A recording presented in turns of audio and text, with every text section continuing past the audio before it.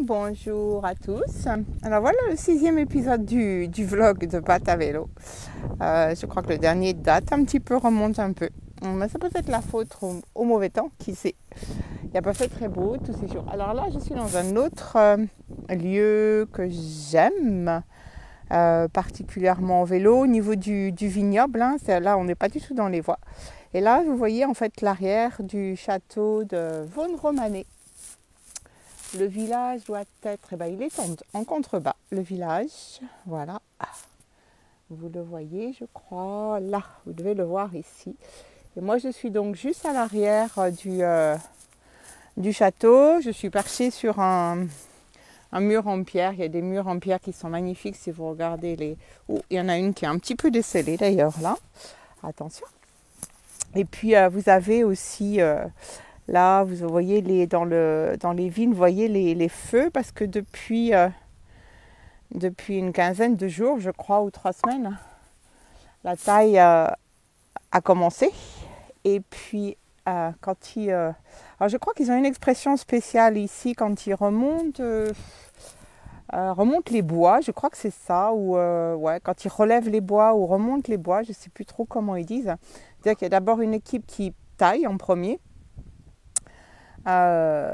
Et puis ensuite il y a une autre équipe qui passe derrière pour remonter les bois parce qu'ils n'ont pas sorti les bois, donc ils sont encore entremêlés dans les fers. Et il faut demander une autorisation, mais ils peuvent brûler les bois, vous savez, dans ces espèces de tonneaux tout rouillés qu'on voit là sur un petit peu comme des sur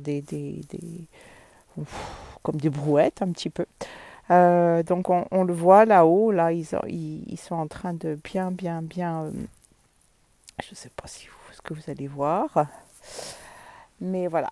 Donc c'est la vie moi j'aime beaucoup me balader dans les vignobles là, à cette époque, à l'époque de la taille. Ça dure jusque fin mars, pratiquement. Et puis j'aime beaucoup aussi à l'autre époque, c'est l'époque des vendanges bien évidemment. Mais là, c'est vachement sympa. Après, parfois, quand même, un peu plus tard, au printemps, on voit un petit peu des tracteurs qui propulsent des produits que j'aime pas trop recevoir quand je passe en vélo. Voilà. Qu'est-ce que je peux... oui, en fait, je voulais vous parler, ça va rien à voir avec le vignoble, mais comme je suis là, et qu'il fait beau, vous avez vu le beau ciel qu'on a là, c'est juste fabuleux. Alors... c'est un ciel bleu, il fait bon en plus. Moi je suis juste avec le tout petit coupe-vent et c'est nickel. Et bon, le terrain est encore bien boueux dans les bois, donc c'est la raison pour laquelle je reste au bas des vignes. Je suis même pas vraiment dans les vignes, je suis au bas des vignes. Parce que là, j'en ai un petit peu marre de me faire 1 heure à 1h30 de nettoyage ou que ce soit des fois André qui le fasse quand je rentre après chaque sortie de 2 heures bref, le vélo il est toujours dans un état. Donc, mais en même temps, j'ai pas non plus envie de faire de la route. Donc voilà, j'essaye de faire un petit peu ce que je peux avec mon gravel qui est là, mon petit gravel, il est là. Bon, tellement je peux pas, il est là en dessous de moi. Mon petit diverge. Et puis, j'avais envie de vous parler alors, j'en ai parlé l'autre jour. J'ai fait un vlog, en fait, de nuit l'autre jour. Mais j'avais oublié de le mettre en live sur Facebook. Et je crois que... et puis il n'y avait pas de lumière. J'ai oublié de mettre de la lumière. Je ne m'étais pas rendu compte que, on n'y voyait rien. C'était tout noir. Voilà. Et donc il y a un truc qui me trotte depuis dans la tête, depuis que j'avais parlé, suite au dernier vlog, j'avais parlé avec pas mal de copines qui m'avaient parlé un petit peu de comment elles faisaient du vélo toutes seules ou comment elles faisaient des trucs seules, etc. Et puis avec Sophie, on était venus, elle m'avait dit c'est vrai que moi la forêt, la nuit, c'est pas quelque chose dont j'ai une grande expérience. Et puis j'ai un petit peu des préventions. Par rapport à ça. Donc j'ai réfléchi, puis je me suis dit que ça serait amusant de se faire un plan style sol. Ça peut être sol au féminin ou sol au masculin, mais forcément ça sera au singulier. Donc sol, la nuit, dans les bois. Ça pourrait être, parce que c'est vraiment, il y a 3 choses, ça allie 3 choses, ça allie la solitude. Et 3 choses avec lesquelles on a perdu un petit peu le contact et qui ne nous apparaissent pas aussi évidents que cela, c'est-à-dire être seul déjà, et puis être dehors la nuit. Alors, je ne parle pas d'être dehors la nuit dans sa voiture, mais être juste dehors la nuit, par exemple en marchant ou à vélo, ou simplement comme ça, rester dehors assis la nuit, par exemple. Et puis l'autre chose aussi qui ne va plus du tout de soi, c'est être dans les bois. Vraiment déjà bien enfoncé dans les bois, sol et la nuit. Ça, c'est 3 choses en fait qui font remonter beaucoup de choses. Alors, est-ce que vous vous êtes déjà trouvé seul dans les bois la nuit?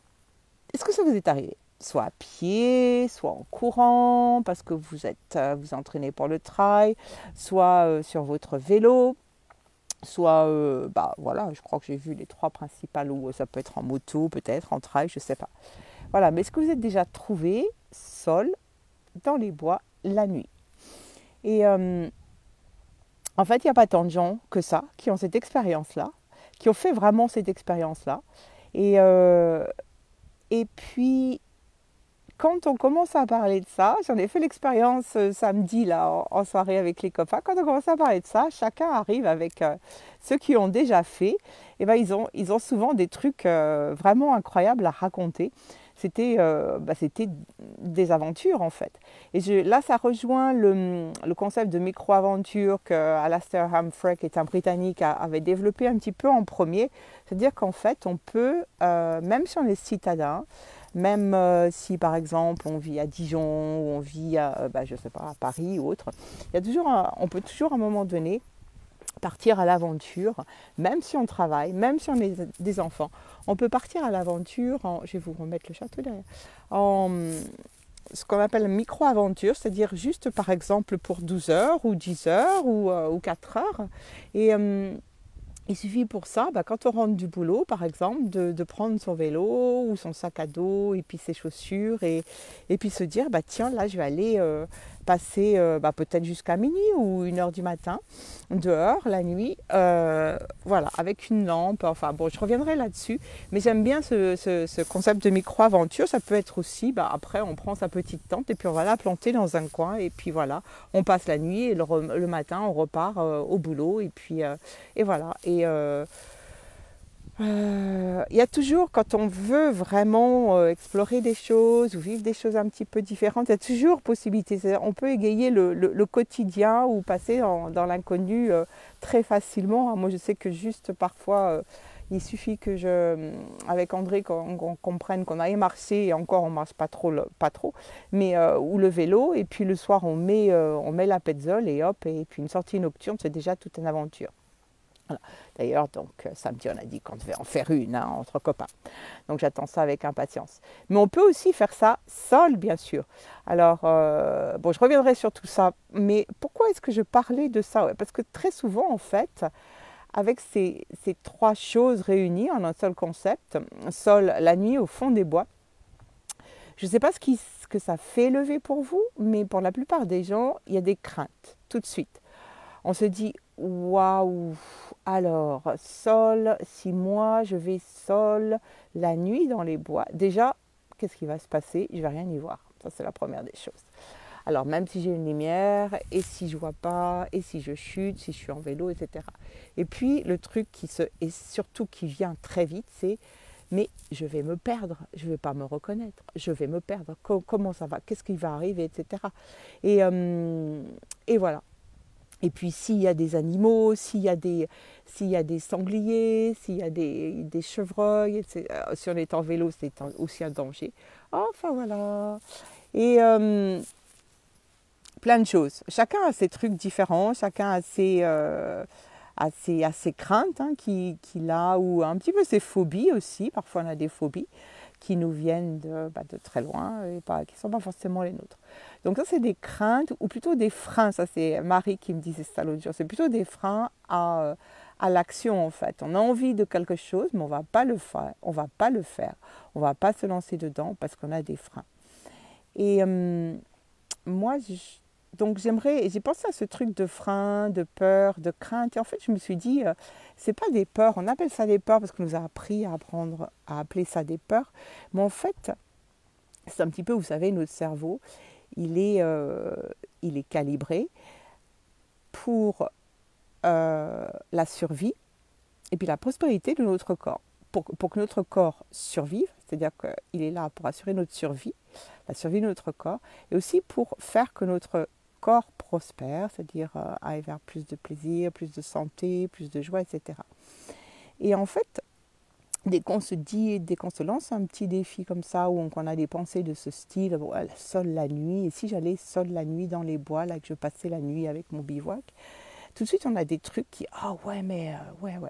Et ce que je disais tout à l'heure, et en fait, on appelle ça des peurs ou des craintes, mais c'est simplement, c'est notre cerveau qui nous envoie, en fait, on prend conscience de ce qui pourrait venir mettre un obstacle ou de ce qui pourrait se révéler dangereux peut-être ou à risque si on mène cette entreprise à bout. Et, et voilà, en fait, c'est vraiment ça, c'est des prises de conscience. Et si on se pose et qu'on se dit, je vais regarder ça un petit peu, alors voilà, il y a ça, oui, j'ai peur des animaux, mais j'ai peur des sangliers, par exemple. Mais voyons voir, qu'est-ce que je peux faire pour ne pas avoir de problème avec les sangliers? Et à ce moment-là, vous pouvez commencer à l'avance à travailler sur ça. Et les choses, en fait, deviennent très simples. Si c'est un problème de lumière, vous allez chercher, vous allez vous occuper avec les lumières, vous allez vous habituer petit à petit. Enfin bon, voilà, il y a toujours des tonnes de choses à faire. Et donc, en fait, ce qu'on appelle des peurs, très souvent, ce ne sont pas des peurs, ce sont simplement des prises de conscience par rapport aux choses qui sont à mettre en place. Et donc, faire ce petit travail, regarder ça de plus près, essayer de s'amuser à voir ce qu'on peut faire pour aménager les choses. Et puis voilà. Donc, chacun, bien sûr, la problématique va être différente pour chacun. Mais ça, on pourrait peut-être en reparler un peu plus tard. Voilà, donc réfléchissez si vous avez envie. Moi, j'ai envie de réfléchir à ça, là, solo ou seul, la nuit dans les bois, un petit peu plus à fond. Et puis, voir tout ce que ça recouvre, en fait, parce que ça recouvre énormément de choses.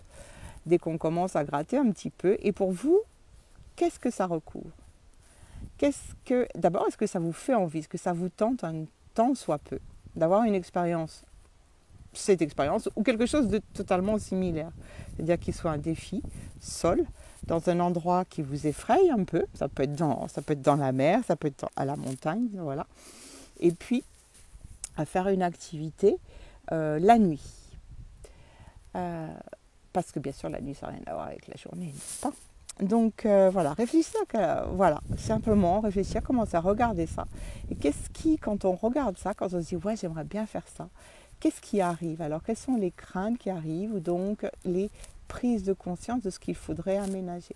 Et qu'est-ce que vous pouvez faire à ce moment-là pour aménager ça et pour rendre ça possible?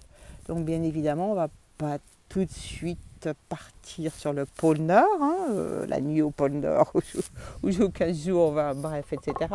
Mais partir sur quelque chose donc du style micro-aventure dont je vous parlais, c'est-à-dire des micro-aventures qui peuvent commencer sur 2-3 heures et puis petit à petit qui pourront aller sur 6 heures et 12 heures, etc. Voilà, et écoutez, on en reparle peut-être. Voilà, j'avais envie de parler de ça après. J'espère que ça a été enregistré, parce que je ne pense pas que je recommencerai. Merci en tous les cas de m'avoir écouté. Je ne vois pas des trucs de discussion. Bon, à plus!